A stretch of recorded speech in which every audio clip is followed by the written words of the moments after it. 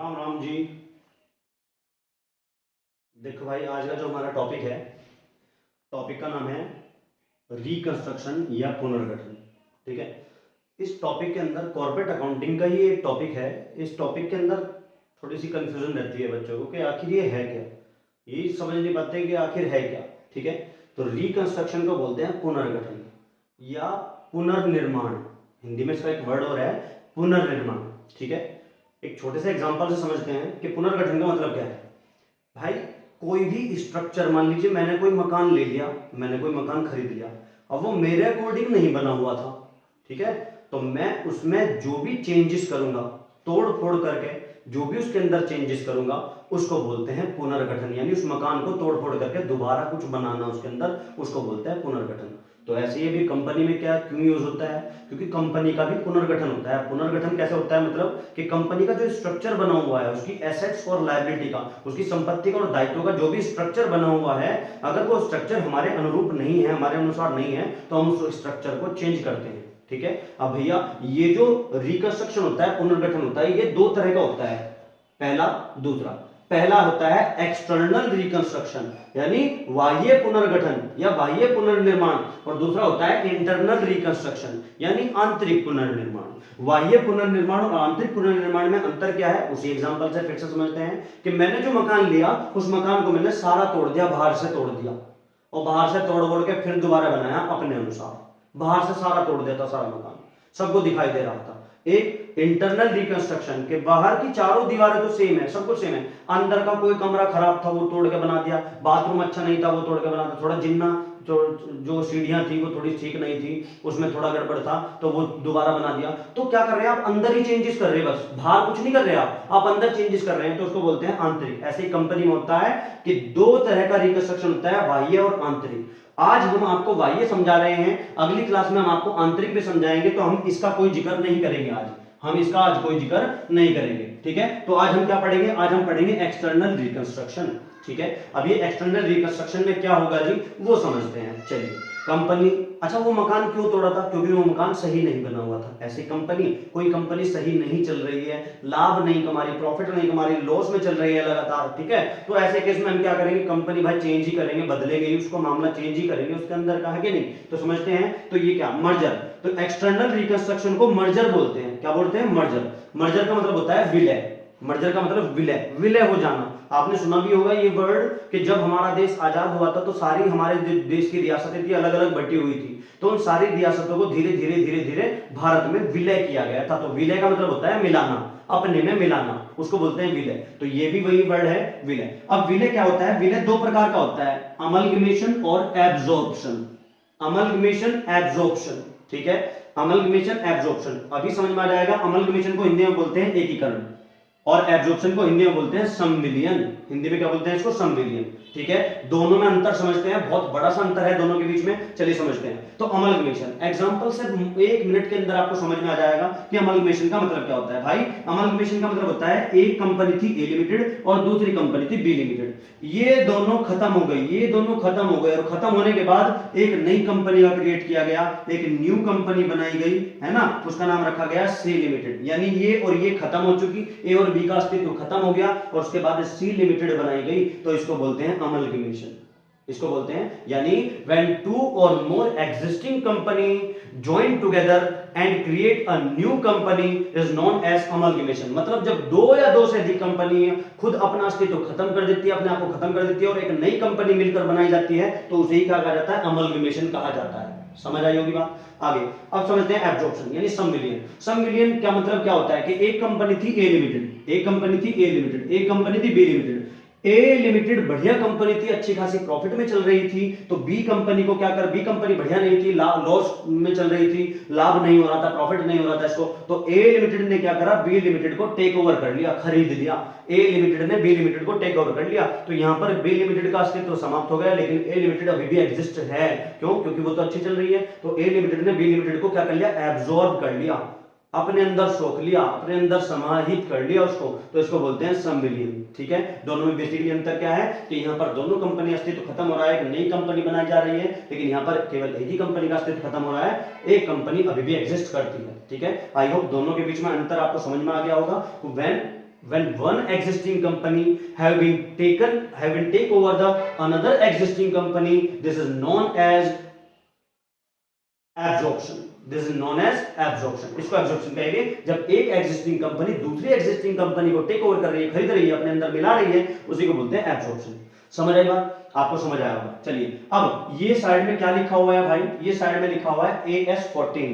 AS14 का मतलब क्या होता है? Accounting standard 14. मतलब हमारे भारत के अंदर एक इंस्टीट्यूशन है ICAI, institute of chartered accountant of India.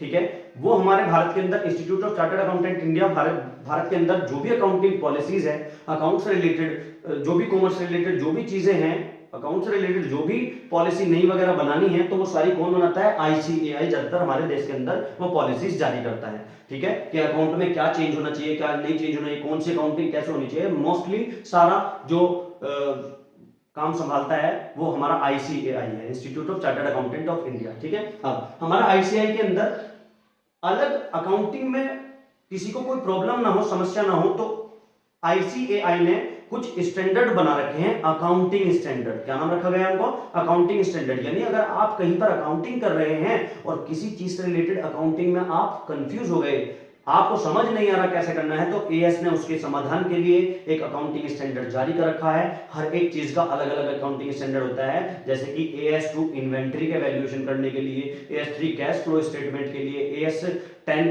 Fixed assets के लिए होता है. ठीक है, उसी प्रकार से AS14 होता है अमलगमेशन के लिए. AS14 काहे के लिए होता है? अमलगमेशन के लिए. यानी कि जब कोई कंपनियां आपस में अमलगमेट हो रही है, आपस में मिल रही है, मिलजुल कर एक नई कंपनी बनाई जा रही है, तो ऐसे केस में AS14 के रूल्स एप्लीकेबल होंगे और इसी के अनुसार अमलगमेशन किया जाएगा, जो जो रूल इसके अंदर बताए गए हैं. ठीक है, तो AS14 किस पे एप्लीकेबल होता है? अमलगमेशन के ऊपर. सबके बात समझ में आ गई? सबके बात समझ में आ गई? चलिए ये बात समझ में आ गई होगी आपके. अब अगला टॉपिक पे चलते हैं. हमने बताया इंटरनल रिकंस्ट्रक्शन तो हम बाद में पढ़ेंगे, बाद में अलग से एक क्लास इसकी बना देंगे. ठीक है, अब हम पढ़ते हैं कि अमलगमेशन होता क्या है जी, कितने नेचर का होता है अमलगमेशन. अमलगमेशन दो नेचर का होता है भाई. अमलगमेशन दो नेचर का होता है. Amalgamation in the nature of purchase, amalgamation in the nature of merger. In the nature of purchase, in the nature of merger. अब ये क्या चीज है जी? सुनेंगे बात. कभी कभी ऐसा होता है, जैसे कि इसी सिचुएशन में ले लीजिए, या सिचुएशन में ले लीजिए कि जो दोनों कंपनियां चल रही थी, ये दोनों खत्म हुई और खत्म होकर नई कंपनी बनाई गई. लेकिन जो नई कंपनी है उसको सारा बिजनेस तो यही इन्होंने जो चला रखा था, बिजनेस तो सारा वही है. यानी कि इनका केवल नाम चेंज किया गया है, लेकिन अंदर की सारी चीजें वही है. एक नई कंपनी बस बना दी गई है, तो इनका बिजनेस चलाया जा रहा है. एक तो सिचुएशन हो गई ये. दूसरा ये हो सकता है कि इनका सब कुछ खत्म कर दिया गया, इनका बिजनेस भी खत्म कर दिया गया और एक नई कंपनी बनाई और इसने ही सब कुछ नए सिरे से शुरू किया. तो दो तरीके से ये चीजें हो सकती हैं. समझ में आई बात? तो यानी कि अगर अमलगमेशन हो रहा है या एब्जॉर्प्शन हो रहा है, दोनों में से कोई भी हो रहा हो, तो ऐसा जरूरी नहीं है कि जो कंपनी खत्म हुई है वो बिल्कुल ही खत्म हो गई है. ऐसा हो सकता है उसका नाम केवल खत्म किया गया हो, सारा बिजनेस एज इट इज चल रहा हो, या ऐसा भी हो सकता है कि सब कुछ खत्म कर दिया, बिजनेस भी खत्म कर दिया और जो नई कंपनी बनी है वो नए सिरे से ही सब कुछ कर रही है. ऐसा भी हो सकता है. ठीक है, तो चलिए अब हम पढ़ते हैं नेचर ऑफ अमलगमेशन. इसमें कुछ ऐसा ही हम आपको पढ़ाएंगे, इसमें ऐसा ही कुछ आपको बताएंगे कि बिजनेस खत्म हो भी सकता है और नहीं भी. चलिए पहला amalgamation in the nature of purchase, in the nature of merger. तो पहले आपको मर्जर समझना पड़ेगा कि अमलगमेशन मर्जर के नेचर में कैसे होता है, कैसे होता है. तो पढ़ते हैं. सबसे पहले क्या, पहला point, all assets and liability have been taken.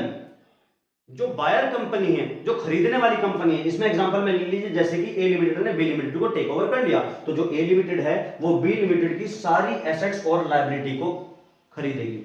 मतलब वो ये नहीं कह सकती कि मुझे ये एसेट्स नहीं चाहिए, मुझे ये लायबिलिटी नहीं चाहिए. ठीक है, उसको उसकी बुक के अंदर जितनी भी, बी लिमिटेड की बुक के अंदर जितनी भी एसेट्स और लायबिलिटी है सारी खरीदनी पड़ेगी. पहली कंडीशन. दूसरी कंडीशन, सारी एसेट्स और लायबिलिटी बुक वैल्यू पर लेनी पड़ेगी.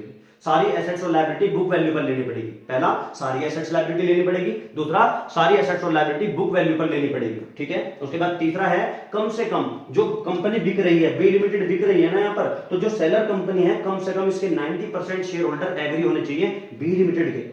बी लिमिटेड की जो कंपनी बिक रही है, सेलर कंपनी, इसके कम से कम 90% शेयर होल्डर एग्री होने चाहिए कि हाँ हम तैयार है ए लिमिटेड के शेयर होल्डर बनने के लिए, हम जाना चाहते हैं ए लिमिटेड के अंदर, हम अपनी कंपनी को मिलाना चाहते हैं ए लिमिटेड के साथ. तो 90% शेयर होल्डर एग्री होने चाहिए. ठीक है, तीसरी शर्त. चौथी शर्त, ये जो 90% शेयर होल्डर एग्री हुए हैं, ये इनको जो पेमेंट किया जाएगा, कौन करेगा पेमेंट? ए लिमिटेड, जो बायर कंपनी है, जो बायर कंपनी है वो करेगी बी लिमिटेड को पेमेंट। तो बी लिमिटेड के शेयर होल्डर्स को ही तो पेमेंट किया जाएगा, तो जो ए लिमिटेड इसके शेयर होल्डर को पेमेंट करेगी, वो सारा का सारा पेमेंट शेयर्स में किया जाएगा। जो ए लिमिटेड बी लिमिटेड के शेयर होल्डर्स को पेमेंट करेगी, वो सारा का सारा पेमेंट शेयर्स में किया जाएगा, यानी इसके शेयर होल्डर को जो पेमेंट किया जाएगा कहीं में किया जाएगा? शेयर्स में किया जाएगा। समझ आई बात सबके?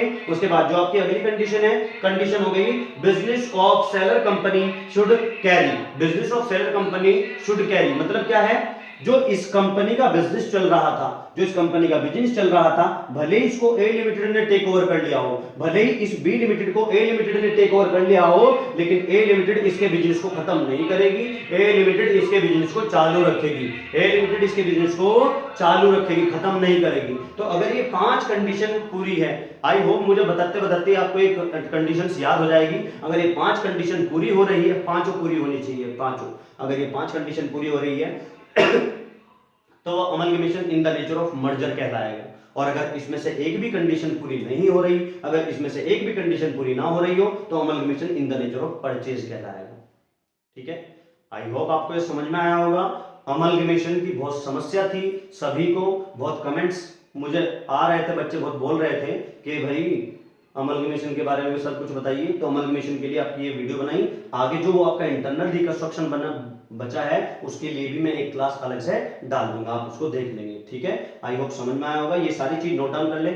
और दूसरी बात, ये सारा मैंने आपको कंसाइज करके बताया है, मतलब संक्षिप्त करके, छोटा छोटा करके, है ना, यानी कि यही पॉइंट बहुत बड़े बड़े हैं काफी, तो मैंने उसका बिल्कुल बिल्कुल एसेंस उठा लिया, मेन पॉइंट उठा के आपके सामने लिख दिया, बस समझ आई बात। क्योंकि आपको समझने में बहुत आसानी होगी, क्योंकि हमारा पर्पस आपको चीजें बड़ी बड़ी रटवाना नहीं है, हमारा पर्पस केवल आपको उसका रियल मीनिंग समझाना है। ठीक है, वो अपनी देसी भाषा में हो, अपनी कैसी भाषा में हो, बुक्स के अंदर से पढ़ते हैं, थोड़ी समस्या का सामना करना पड़ता है, चीजों को समझ नहीं पाते, तो वही उसी प्रॉब्लम को देखते हुए मैंने क्लासेस बनानी शुरू की है, ताकि आप चीजों का रियल मतलब समझ सकें। ठीक है, चलिए क्लास को शेयर कीजिए, जिन तक ये पहुंचनी चाहिए, जिसको इसकी आवश्यकता है उस तक पहुंचाइए, ताकि सबका भला हो सके। ठीक है, अगली क्लास में मिलते हैं। राम राम जी।